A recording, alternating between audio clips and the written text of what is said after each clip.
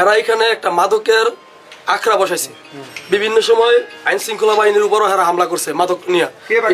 এটা হচ্ছে আক্তার নাইম, এবং আক্তার হচ্ছে সন্ত্রাসী। আক্তার এটা হচ্ছে সাবেক ছাত্রলীগের সেক্রেটারি রুহুল আমিনের শিষ্য, এবং বাবুর ভাই নাজমুলের পালিত লোক। ইভেন এরা আপনার ওই যে জাকারিয়া কমিশনার, হ্যাঁ, মেয়র শেল্টারে এখানে মাদকের একটা অভয়ারণ্য তৈরি করছিল বিগত দিনগুলো। তখন আমি এই 5 তারিখের পরে এখানে একটা কলেজ নামে একটা জায়গা ছিল, কলেজ বানাইছে এরা, মানে একটা ঘর তুললে এটার কলেজ, এটা কইছে গুরু আক্তারের কলেজ। এখান থেকে সম্পূর্ণ মাদক দিয়ে আমাদের ওই যে ট্যাকফারা ওই মানে পুরো অঞ্চলে সাপ্লাই হইতো এই আক্তারের নেতৃত্বে।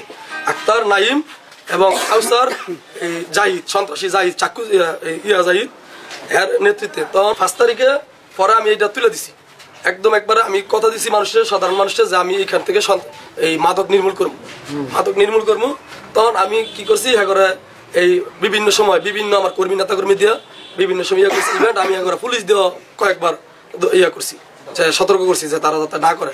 তো 4-5 মাস ঠিক ছিল, ঠিক থাকা অবস্থায় আবার এরা এই কাজগুলি পর্যায়ক্রমে শুরু করছিল, আস্তে আস্তে শুরু করার ফলে আমার এই জামে মসজিদে গত সপ্তাহে আমি দাঁড়াইয়া প্রকাশ্যে ঘোষণা দিচ্ছি যে আমার এলাকায় কোনো মাদক চলবে না। আমি এটার জন্য চা করার আপনারা আমার সহযোগিতা করার আমি করবো। হ্যাঁ, তখন যেহেতু আমরা দলীয় ভাবে আমাদের নিষেধ মাদকের বিরুদ্ধে আমাদের একটা তো আমি ওইখান থেকে করার পরও এই গ্রুপটা আমার প্রতি ক্ষুদ্র, আমাকে যে কোনো ভাবে মানে হত্যার হুমকি বিভিন্ন মানুষ দিয়ে করছে। তো আজকে সকালে ঘটনা, আমাদের এখানে হচ্ছে মেল ফ্যাক্টরি, আমাদের সকালে কারেন্ট ছিল না। আমার ওই সাইডে আমার বড় ভাইয়ের একটা পুষ্পিনী আছে, ওই পুকুর পাড়ে এরা এই সংঘবদ্ধ যে 4 জন, এই নাইম এই আপনার কাউসার সহ এরা এখানে মাদকের একটা বসাইছিল। তো উনি বাধা দিছে স্বাভাবিকভাবে, যে কেন তোরা এখানে করতেছস, এটা তো ঠিক না। তখন ওনার সাথে 1 কথা 2 কথা ওনারা এখানে আঘাত করছে, মারছে, প্রচুর মারামারি ফেলাইতেছে। ওইটার করে আমি গেছি থানায়, এখানে একটা লিখিত অভিযোগ দিয়েছিল এই থানার বরাবর, যে এই ঘটনা হয়েছে, আমার ভাইয়ের উপরে হামলা করছে মাদকের করার কারণে। এটা কইরা আমি বাসায় এসেছি, আমার বাসা রয়েছে একটু এদিকে, আর আমার এই বাড়ি বাসার দিয়ে আমি কাপড়টা চেঞ্জ করতে পারতেছি না।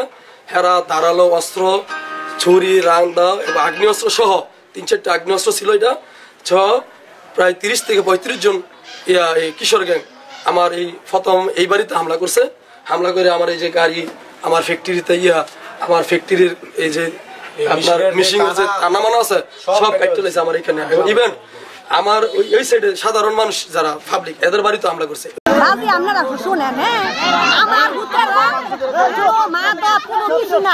মাদুবের ঘর তুলছে, আমরা যাইনি, হেরা মাদুব ব্যবসা করা লাগা, হেরা হেন ঘর তুলছে, ঘর তুললা বেড়া গোড়া দিয়া মাদুব বেছে, মোল্লার ভিতরে আছে, মোল্লার ভিতরে মেরাজে, মাহমদা, বাকিরে, সাকিলে, এই জাকিরে, হেরা মাদুব বেছে। যখন বেছে তখন আমার 2 হুতে কইছে মাদুব বেচা কিনে দিতেছে, ওইটা তো না আমরা দিতাম না বেচা কিনি করতে।